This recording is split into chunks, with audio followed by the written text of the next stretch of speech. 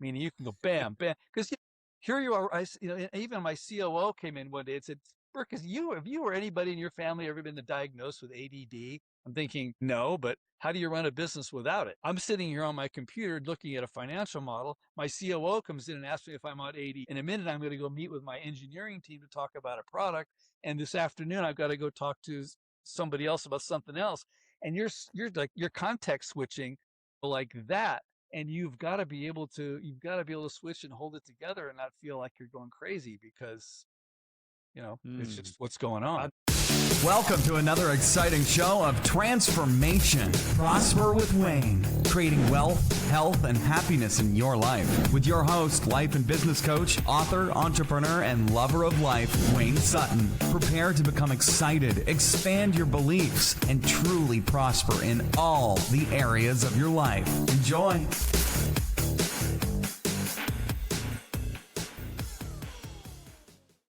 Welcome to another show, Prosper with Wayne. And today, guys, I've got somebody here that's going to definitely help you. So if you're an entrepreneur, business owner, whatever you are, I think you really are going to enjoy today's show with Burke. And I think the reason I'm excited about this call, Burke, is I was going through your website and there's a lot there, but really looking at that strategic side of business with somebody such as yourself that's had decades helping, founders turn ideas into investable companies. And I'm really excited about this. And correct me if I'm wrong, but you've helped over 2 million founders with your software package. So I'm excited to hear more about that.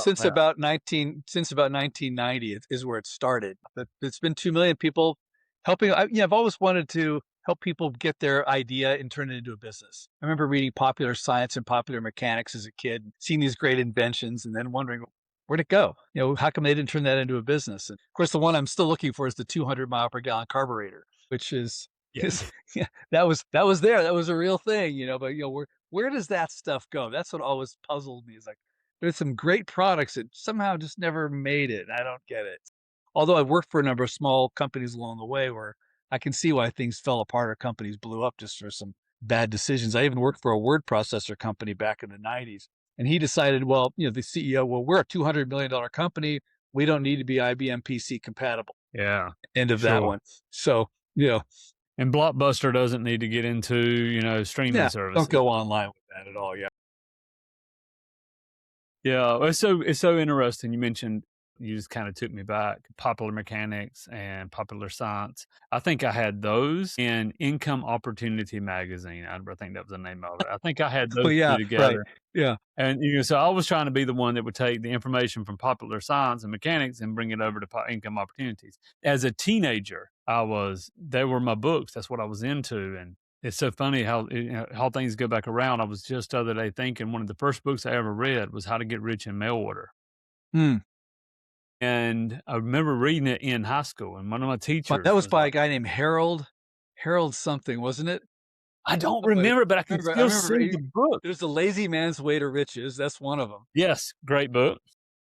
Yeah. Think and Grow Rich is the classic. But it turns out Think and Grow Rich is actually the watered down version of the original. Because Henry Ford said, I don't want people to read your original book because they won't come to work for me anymore. So they watered it down and made it Think and Grow Rich. It's like 16 Habits of Successful People. It's a different book. I'm off on a tangent, but it's interesting. Yeah, anyway, but Think and Grow Rich was the kind of the okay one for us and the masses to read. So it really didn't have some of the real gems in there apparently that make a difference. Yeah, How to Get Rich in Mail Order. I don't remember. I just know it was a green book. I can see it because my art teacher was like, what are you reading? I'm here in high school and everybody's, boys are chasing girls and girls are chasing boys and cars, right. And I'm looking for the money. And, but it was so funny because he's like, can I read it when you're finished? And this was my art teacher. Right. Yeah, right. Yeah, you can read it when I'm finished. Hard time, then they want a copy of themselves. That's right. But the beautiful part is just the other day, I was setting up a Meta ads campaign and thought, nothing's changed. This was mail order through direct mail. This is pay-per-click. We're still in the same boat here. It's just a different kind of a mechanical device to get there from yours. How do you deliver? Now it's all electronic. Before it was I bought classified ads in magazines. I had classified ads running in 30 magazines. In fact, there was even an infomercial back in the days. All you got to do is run classified ads. I You get remember rich. that one. That These guy. Yeah, teeny right. little ads everywhere. Yeah. Well, I was doing the class before I even read it. I watched that ad. I started laughing. Well, I've been doing that, you know. And that was in the Yeah. time when, getting a credit card, I had to be able to accept credit cards. And, getting a credit card account was practically impossible because you had to have a storefront to do it. And unfortunately, I had a friend who was in the credit card business and he came to my house and he asked questions like, "Well, are you running a business?" Yeah. Are you working out of your home? No. Yeah. I Is this remember. is this a mail order business? No, it's not, No, yeah. The first credit card processor I got, I paid thousands for the lease, and then it was like 200 a month to be able to, and now somebody can get a Stripe account for nothing, so it's crazy. But I also don't all the money and the sweat and tears and failures and all of that, it's just, for me, it's part of the game, and I've really enjoyed it. But I still want to win at the game, which is where you come in, and you've helped people with actually taking ideas and turning them into reality, which is Yeah, what I really yeah. love. Well, there's a Yeah. lot of moving parts as it turns out. And I mean, there's some like if you just have a product and it's mail order, you can do. That's what I did. I just took a copy of give me my background, back up a second on this. How do we get here from here? And so like we already have like what's a nice couple of guys like us doing a business like this because we're reading popular science and popular mechanics. We see these great ideas. You think the world needs this stuff. Mhm. Where's the business selling it? What happened? Where'd the 200 mile per gallon carburetor? And that was Yeah. one of my frustrations. I'm thinking, so what happens to these businesses? And this is as a kid. But later on, I'd worked at a gas station. I'd worked for some small businesses. But I went to UC Santa Barbara, got a degree in business, but I had several years in electrical engineering and mechanical engineering. So I learned some engineering stuff, but enough to get a job at Texas Instruments selling electronic components. So I knew the technology. And so then I got a job at the Sharper Image Catalog, which is a Mm, guy gadget I catalog. I'm not remember sure that. where they are these days, but my job was I was the electronics buyer, which was a fun job because I got to source all kinds of bright, shiny objects, which kind of runs it complete the antithesis of what I do now, which is all about planning, which that wasn't planning. That was like find bright, shiny objects, put them in the catalog. But they liked how I described them to the art department. They said, why don't you move over? We'll give you a promotion to the catalog department. And I write copy and describe the product and do all that stuff to help merchandise it. And but then I discovered a word processor in Silicon Valley that I could make more money selling those. I could sell these things all day long, but I'm selling them to enterprises now. So it's a different sales pitch to sell to the person who's going to use the thing compared to selling it to an organization who's got to make this big decision, lots of people Sure. involved, all that. Anyway, all that. Then, of course, art, like we were talking earlier, the mistakes that people make in business, where if you've got an 800-pound gorilla, in the business, like in this case, here's a company making word processor, which is a really cool word processor at the time. Well, IBM PCs came along, Macs came along, and our CEO decided we're a $200 million company. We don't need to be compatible with IBM. Into that company. So that's just, and he even fired the guy who made the circuit board that would make it behave like an IBM PC. Because I lost more deals because they would say, well, if this can I use it as an IBM PC too? Well, no, it's not. Anyway, that's another tragedy story there. But there I was in Silicon Valley. I think, okay, how can I take this experience? I'm in Silicon Valley after all, and all the technical people. I was making data sheets and all the stuff I needed. That I wished I had at Texas Instruments. All the stuff that I wish I had selling word processors using what I learned at the Sharper Image Catalog about catalogs and direct response marketing and mail order and all that you're talking about. Anyway, long story short, client calls up and says, I've got a deal going with Apple. Apple wants to see my business plan. They were going to buy his company. They wanted to buy and use his product. But at the time, the SBA, the Small Business Administration, had done a study of 29,000 businesses. 6,000 of those 29,000 businesses had failed, and what they found is that 65% of those 26,000 businesses didn't have a business plan. So there's a common denominator there. So if you're going to loan Yeah. somebody money, Absolutely. if 2/3 of if it's 2-1 against winning because they don't have a business plan, you'd want to make sure they have a business plan, which is why the SBA, when you go for an SBA loan, they want to see a business plan. Now, did they actually read it or not? I don't know. They just want to know, first of all, they just want to know you have one. So, okay, great. But nevertheless, you gotta have a plan. And this is where, the whole thing rubbed me the wrong way because, I'm a bright, shiny object guy. Oh, look, there's a squirrel, kind of a thing. So, but nevertheless, when you're coordinating, you're going to spend a lot of money. You're coordinating the activities of a number of people. You've got a bunch of different priorities along the way. You've really got to sort that out. And so what I discovered, of course, with business owners over the last 50 years is most of them are overwhelmed at this point, overwhelmed with everything, just like too much to do. It's just crazy making. And then usually desperate for cash because you need money to build your business and everything you need to do there. And at the same time, then, but what do you do first? They're paralyzed when it comes to prioritizing. And so those are really the three biggest problems. And I found that, what if I took all this content? So I helped my friend with the business. Let me finish that story. So we finished the business plan. He got the deal with Apple. And I thought, okay, Good. well, now, of course, I don't know how it came about, but there I was helping people with business plans because there's all these inventors and entrepreneurs in Silicon Valley, as you might imagine, needing to go to venture capitalists and pitch them for lots of money. And they weren't doing it. And so I helped them, reorganize their business. Well, the business a little bit, but certainly reorganize their plan and help them structure their financial model and their pitch deck and their pitch, and even coach them on how to pitch this to an investor. And I helped probably about a dozen of them raise capital. And I'm into this thing thinking, at some point I'm going to need a business plan of my own because I'm going to have an idea because of all these popular mechanics and popular science articles I'd read. I'm going to have an invention. I need a business plan. So I started gathering the content from all these plans I'd done to put together what I thought of as kind of the universal cross-pollination business plan of all these different industries and things. And in the middle of putting this plan together, knowing I'm going to use it myself someday, and also as a fundamental template I could use for the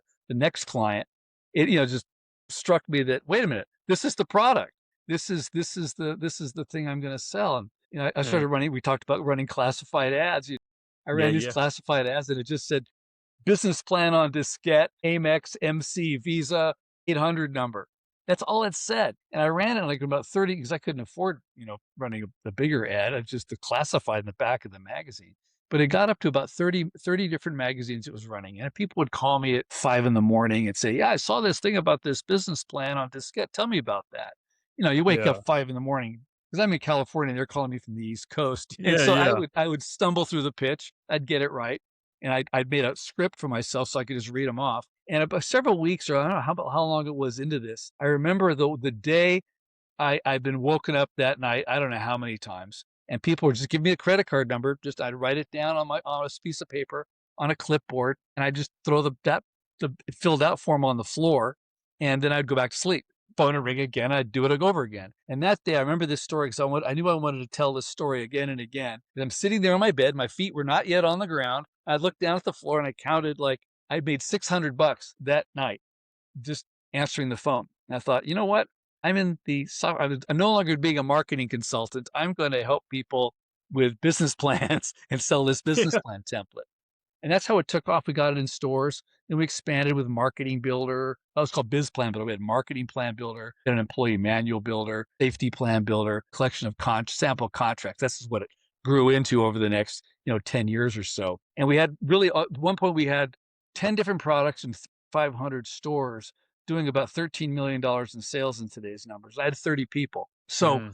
the idea of planning, coordinating, contracts, policies and procedures, all that stuff, been there, done that. And so and all of these things all the stuff at Business Power Tools solve real problems. It's not like there's kind of a joke in Silicon Valley back in the day where there's all these engineers creating solutions looking for problems. These were actual problems that were solved with these software templates. And Yeah. so, And and it was all torture tested by us first, mm, and so, but that's what it's become. In fact, we even had one customer who's a subscriber who used the business plan. He was going to raise capital. He wanted to buy a Learjet to start a jet charter service. And, investors don't invest in something like that because it's a giant piece of capital equipment, several million yeah. dollars on Yeah.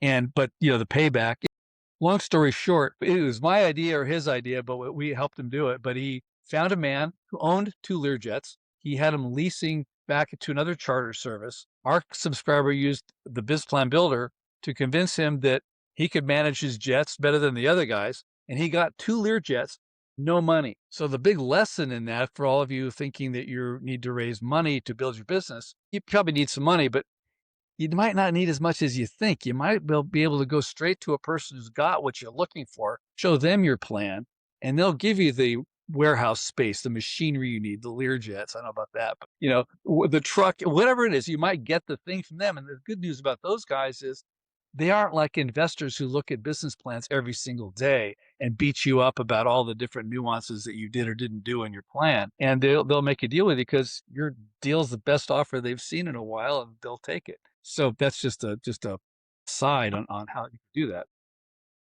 Look, I think it goes back to, I've mentioned this several times on this podcast, that one of my favorite books I read in the last few years is Who, Not How. Instead of the how am I going to raise this money? How am I going to do this, to who?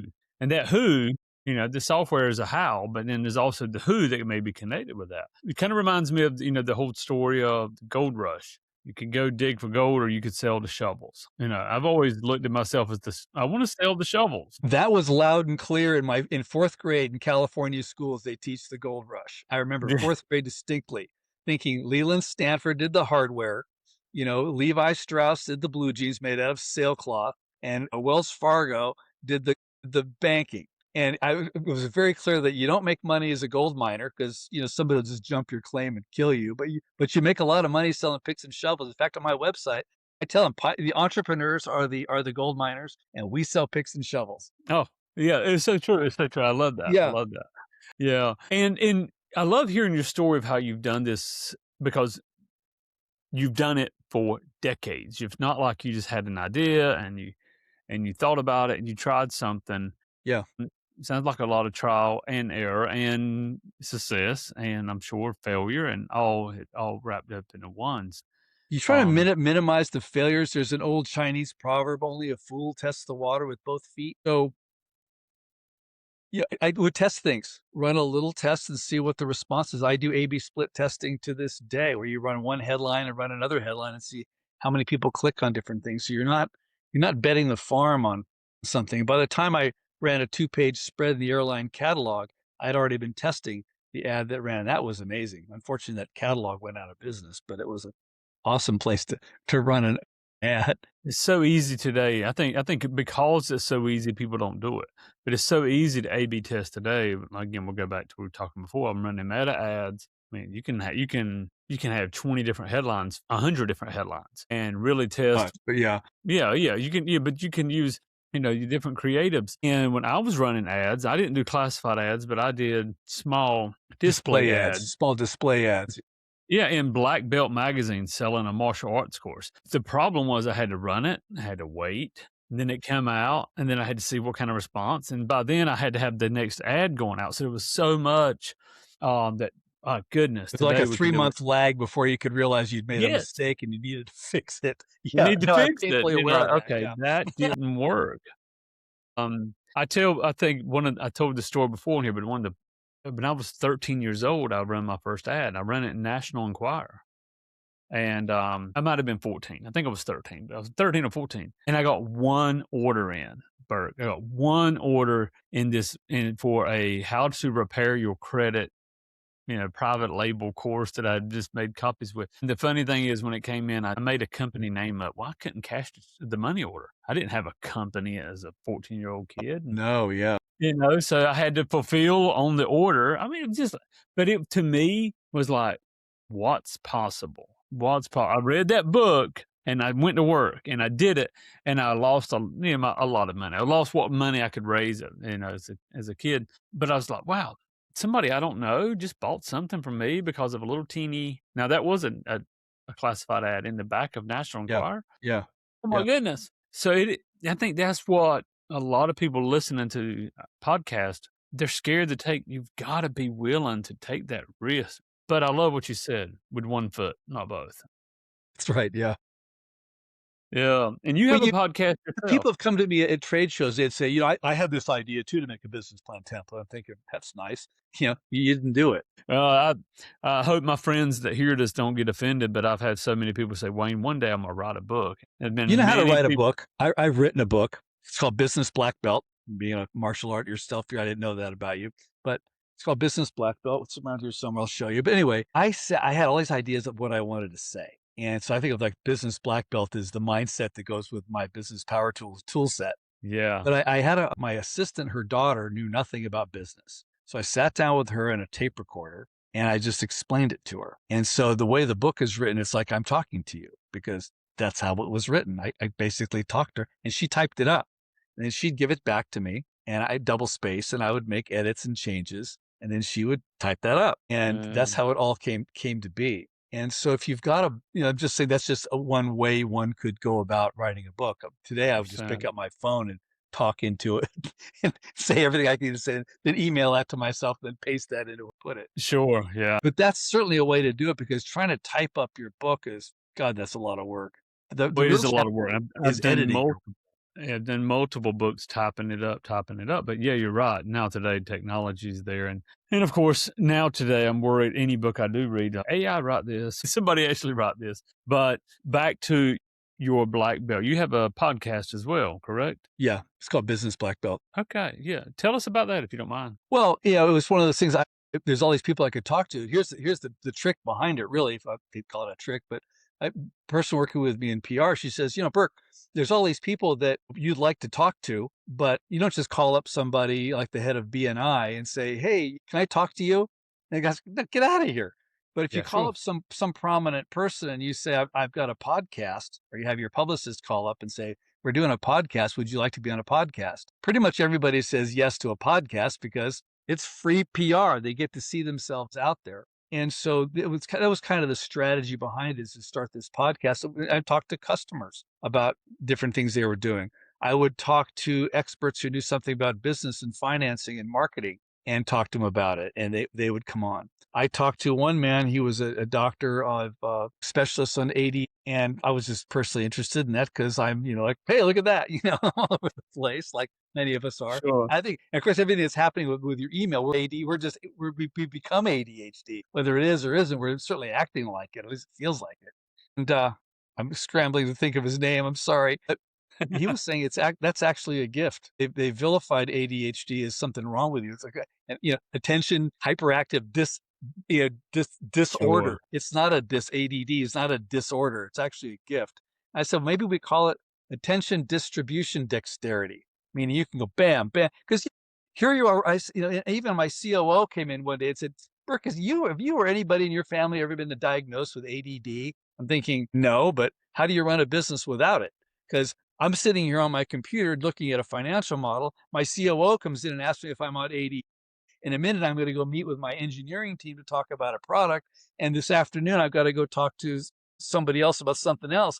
And you're context switching like that. And you've got to be able to switch and hold it together and not feel like you're going crazy because, it's just what's going on. I've never looked at it. That's so good because I've had people say, Wayne, how do you juggle so much? You're in too many areas. And I'm like, I don't know how not to be. But I've never looked at it as a gift. But it is, obviously, you're right.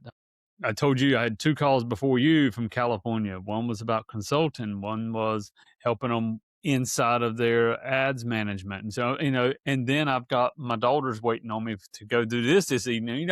We're all busy, but can you be busy and productive? And I think it is a gift. But I want to know, like, from you, somebody listening to this podcast, because I always what do I want them to take out of the podcast? And I think that what you said was great. What would you say to that entrepreneur that's listening to this podcast that's going, I don't have a business plan, or do I need one in today's economy? Or what's your biggest piece of advice to them there? Well, there's several things in there. I mean, I sell a business plan template software system online, businesspowertools.com, and all that. And it's not just because I stayed with it, not just because, I think people need business plans. I mean, like I said, I'm a bright, shiny object person. I'd like to not plan, but really it becomes critical. But really the business plan is more or less a brochure. If you're going to talk to investors, they need to know what you're doing. They're going to ask a lot of questions. So in a way, I think of it back to the catalog idea. It's a catalog of answers to the inevitable questions investors are going to ask. So put yourself in their place for a second. Go to one of your friend calls you up and says, hey man, would you invest $10,000 or 50, some number that's kind of on the edge of your pain, $10,000, $50,000, $100,000 in my business? You're thinking, what do you want to know? Why would I do that?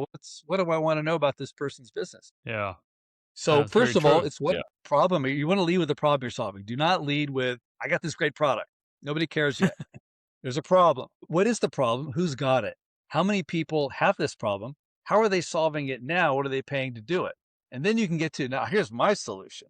Like before, I had people pitching investors and they were not winning. It wasn't working. And every single one of them, there was always some weird quirk in what they were doing or not doing that I could like fix it and then put it in the context of some kind of flow where it made sense. And so one of the things Mm. you want to talk about the problem and, get into your credibility to solve the problem. But then also the other question I ask it like this, I put it this way. What's a nice person like you doing in a business like this? Which you've already got my story. So now you've kind of got the idea, why am I doing this? Because, well, went to engineering school. I worked in these companies. I saw these products as a kid, where the hell they go. And I started helping people. They were paying me to help them with their plans. I thought, this is crazy. I can't help enough of them fast enough. They really should do this themselves because they're the ones that know the business.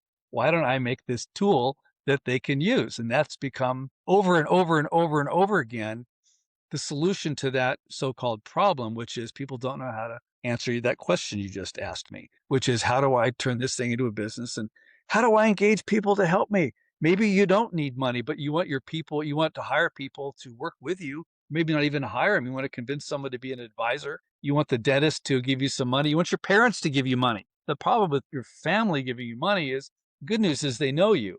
Bad news is they know you. No, you. you know, so aren't you the kid that wrecked the truck into the hitting the house? Yeah, sorry. Can I have $50,000, mom? Yeah. But it really helps you explain it. And so at the same time, so what's a nice person like you doing in a business like this? And the example I use often is there's a couple way back when whose child drowned in the pool. Tragic, obviously. And so they created a product to prevent kids from drowning in pools. Now, so you ask them the question, why are you doing this? Well, our kid drowned in the pools. Say no more. We get it. Yeah. And the thing is, because investors, really any of us, we're betting on you. We're betting on the jockey, not the horse. The horse is your business idea. You're the person running, you and your team. And we want to know, investors want to know, why are you going to get back on the horse after you've fallen off or been thrown off a million times? You mentioned the number of mistakes you made. That's getting thrown off the horse. You got to get back on it. And they want to know what's your motivation to get back on it, because oftentimes money just isn't. You've got to have a determination to keep going. And so Yeah. that whole reason of why are you in this business is a critical component. And the other thing I remember asking an investor, I was at a conference and I've read enough of these things that say you don't need a business plan, you just need a pitch deck, all that, which really is, I'll just say it's a fallacy. It's a dangerous fallacy. I mean, think Yeah. about it. Look, venture capitalists in Silicon Valley will look at 1,000 deals a year, just in round numbers. They will invest in a handful. That's like 5 out of 1,000. And I'm being probably generous. So how do you be part of that 5 and not the 995? So you've got to have your act together. You've got to tell a good story. You've got to be able to articulate it. You got to be the right person in the right place at the right time. And it can't be a solution looking for a problem. It's got to solve a real. So anyway, so I asked this investor in the light of, you don't need no stinking business plan. And I asked him, so do you still read business plans? He looks at me right now. He goes, hell yes, I read business plans. I want to know what you know. I want to know what the entrepreneur knows. Do you know the risks in this business? Are you going to tell me what they are? I'm thinking, good to hear for my Yeah. business anyway. But that's really, this guy was no kid, and he can write you a check for $1 million. I said, but would you write, anyway? But yeah, they want to know what, because look, most of these, I say guys, but men, women, investors, venture capital has been around, I don't know, 50 years now, at least. And so they've invested in these businesses and industries longer than, before we even existed. And so they know what failed. They know what worked. They got a sense of the kind of person who's going to win and who's going to lose. And so they have a pretty good sense of this. And so you're, bright and shiny, what do you call your Johnny come lately, show up bright, shiny, bushy tailed, ready to go, super excited and everything everybody says with their pitch deck. You've got to have a lot more going for you than just that. So the business plan really helps you articulate and think through the whole process from start to finish, meaning all the way through to due diligence.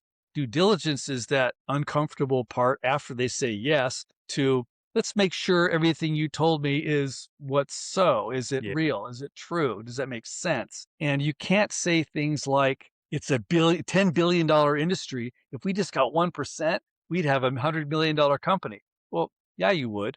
But do you think you could get, what do you think it would take to get 1% of the car business in the world? Not going to happen, you know, That'll happen. Yeah. unless, well, it's your Elon Musk, I guess. But anyway, but still, it's not likely. Let's put it down. And that's one of those, I try to steer people away from saying certain, that's an immediate deal killer right there. That's just, you're done.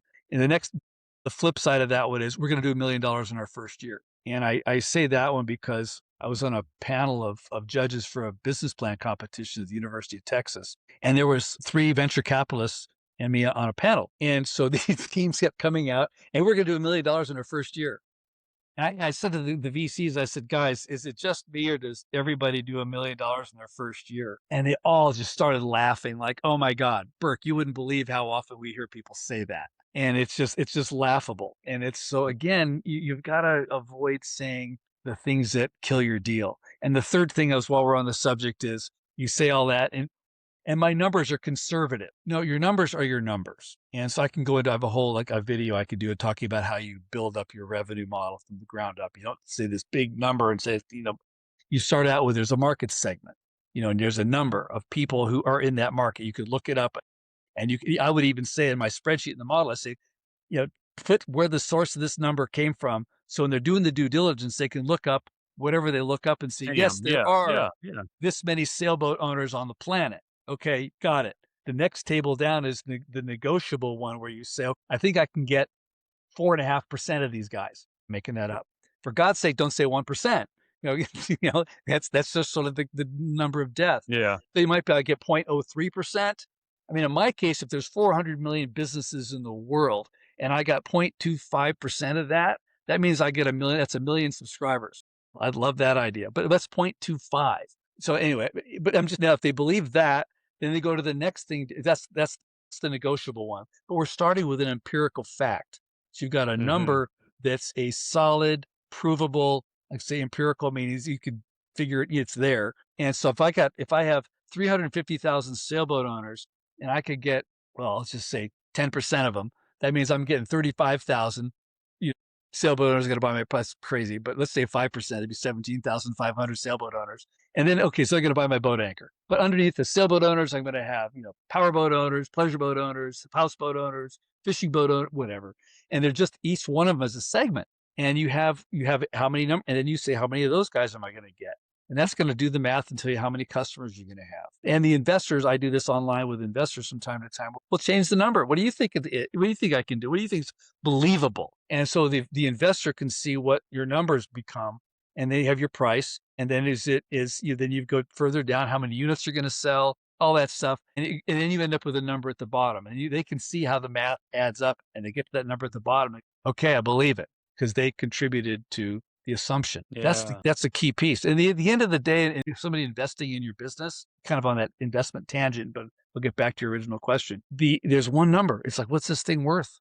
That's the key. You're building a case if you're talking to investors. So if I Mm. could use the imaginary number of, let's say I could prove to you or make a case that my business right now, without any investment, just what I've got is worth $900,000, in round numbers Okay. for math, simple math. Everything I'm doing is worth $900,000. You invest $100,000 in my business. My 900 plus your 100 makes $1 million, which means you own 10% of the business. Simple enough. Now, if I could convince you that my business is worth $1.9 million, which of course is worth an extra $1 million, and the way you're going to do that is you're going to tell a better story, more congruent management team, a believable financial model, complete business plan with details and numbers in it, and all that, and a good story told well, all that. And you can convince the investor that it's worth $1.9 million and they give you $100,000. Now they only get 5% of your business. 5%. Massive difference. So is that worth spending some time putting together a plan? The plan is not just a plan. It's like the catalog of answers. It's lining up all the logic of how this thing makes sense. It's your playbook. It's your roadmap. It's all, people don't like business plan. No, it's all that stuff. And Yeah. it's believe me, I've made $1 million. It's much easier to write a business plan than it is to go out and make $1 million. So, anyway, and what do you think it's going to take to convince a man to give you 2 Learjets for free? And like I say, call up a friend of yours and say, hey man, what would you, if a friend called you up and said, hey, would you invest $10,000 in my business or 100,000 in my business? What would you want to know? And what part of that business plan could you leave out the risks? Are there risks in this business? I mean, because most investors, they're worried about losing their money putting in. They can't even get to how much money they're going to make on your deal until they are Right. convinced that they're not going to lose what they put into it. Yep. Yep. Yep. Yeah, I had one of those calls just a few weeks ago. Hey, this is a great idea. Here's how it's going to work. Here's how much money I need. And I'm like, okay, well, bring me and listen. All I knew to say was, hey, I've made money and I've lost money. So let's really look at it. Let's take a close look at this. And I think there's so many entrepreneurs that are listening probably to this podcast that are what you just said about the $1 million or $2 million valuation is so important because it is in that pitch. It is in that story. It's in that conviction, and the numbers and the logic need to be there, but the emotion needs And to be there as well. doing this so-called homework project, if you will, gives you that conviction that it makes sense because you can answer look, I was at a presentation and everybody around the table could write a check for whatever the entrepreneur was pitching his whole deal. And so this guy's pitching his deal and he's up there with four of his team. And one of the angels in the room says, excuse me, what happens if you get hit by a bus? Now, I don't know if they ask that question in the South because you guys are way more polite than we are.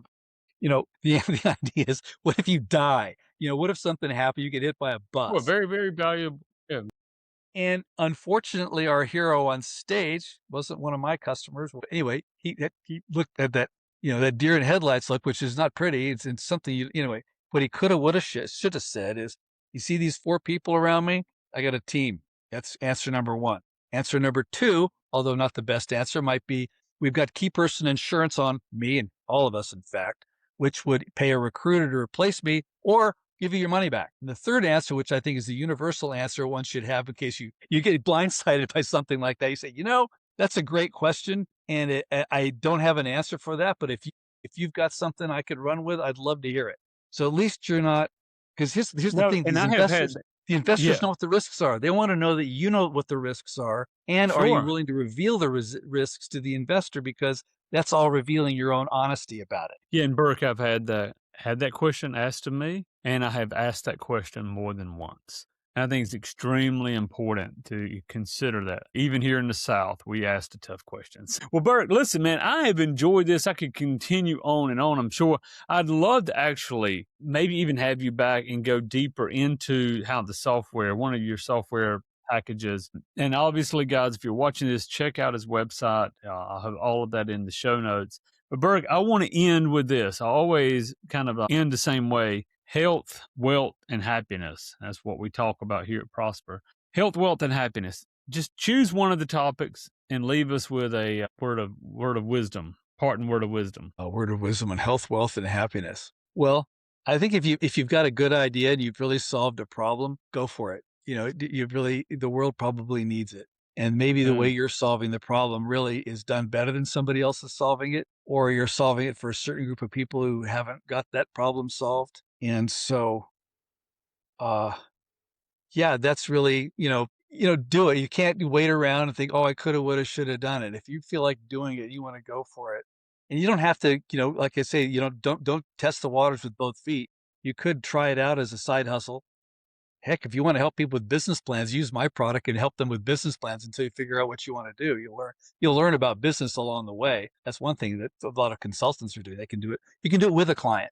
It's not just doing it for them. You can do it with them. And so you can learn about business that way. What else? I think about some of the health things there's a great quote by Marcus Aurelius, the sort of philosopher, Roman emperor. He said, everything you see is a perspective, not the truth. Everything you hear, everything you see is a perspective, not reality. Everything you hear is an opinion, not the truth. So if you keep that in mind, knowing that there's other perspectives, I think really the thing would be like, you and I could be arguing about something, but really what we're looking at is something from a different perspective. Yes, 100%. And so if I was to add my perspective to add your perspective to my perspective, I now have a bigger picture. And in fact, there's a picture, I think it was Prince Harry or somebody, one of those guys, he's doing this to somebody, and it looks like he's giving him the finger. But you look from the other angle, he's holding up 3 fingers. So, it's kind of a weird thing, but it's kind of an example. So rather than getting all wound up on somebody else's, what they're saying about it, it's, well, okay, that's interesting. I'd like to understand your perspective on that, because it would take there's a lot of heat in our world. I'm in California. We're a blue state. And, between you and me and everybody listening, the way it's being run sucks. But you can't talk to people here because they go crazy, and so, but it's a perspective. And but you've got to, if you see that you have a perspective, they have perspective, you can see both perspectives. You go, well, I can see how you see it that way. May not agree with it. You don't have to, Yeah, I think but that's. I always at tell least people, know that. I don't have to agree with the person if I can even agree that they have well intentioned like thoughts. They mean well, even if they're absolutely wrong. They mean well. And or what's one area I can find an agreement, or maybe just be like, hey, I can appreciate your enthusiasm in this subject, but we're gonna, Burke, I appreciate you coming on, man. I would really love to have you back. And I know our guest, I'd love to go, man, I feel like we could talk for 8 hours. Come back and do another show. Again, everyone listening, go check out his website. His website, there's a lot, but your product's affordable. And that's what I really love. Anybody can hop in there and actually use it. Well, yeah, the And business plan has been, I was looking at it myself, thinking I want to update it. I'm looking at one of the sections, thinking, oh my God, even though I've got all this text in there, which is content, which is basically a prompt for humans, so you know what to say and how to say it. I yeah, looked at it, oh my God, I thought I put some prompts with AI. I said, AI, use all this text as the prompt. So now it's not just the prompt for writing a business plan. We had a client, mm, a consultant, took the prompt before I got this whole thing together. She used just the prompt. And I said, did you use the prompt with the content? She goes, oh, I didn't do that. Do it again. Then she did it again. Went, oh my God, this is so much better. So the real benefit is there's this content that's in there already that's been evolved and curated over 30 years. So it's become a lot. And I looked at it and said, this is too much. But I didn't want to get rid of it because it's really good. But the prompts say, use this as the prompt and give me the market analysis, give me the competitor analysis, give sure. me the market segments, give me the behavioral segmentation of this market. And it just does it for you like that. And Yeah. And I comes think out with that's, something that you want to show an investor, and you'll also learn a lot about your own business too. I think that's what you just said there. Whether you need an investor in your business or not, you'll learn so much. And I think that's the proper way to use AI, not just to get data, but to learn in the process. Guys, if this has been good, hit that share button, hit that like button, all of that fun stuff. If you're on YouTube, give us a comment. And of course, check us out on Apple and Spotify. And our upcoming episodes, I've said last time, keep an eye out. We got some amazing people. We just finished up another round of people being interviewed in the artificial intelligence space, near-death experiences, stem cell research. So if you're looking to create health, wealth, or happiness, you're in the right spot. And again, thanks. And be sure to subscribe. Thanks for joining us again at Prosper with Wayne. Be sure to subscribe to us for more exciting, life-changing episodes. Go today, in fact. Go now to prosperwithwayne.com and enter your email for our exclusive newsletter and other resources. God bless and go prosper.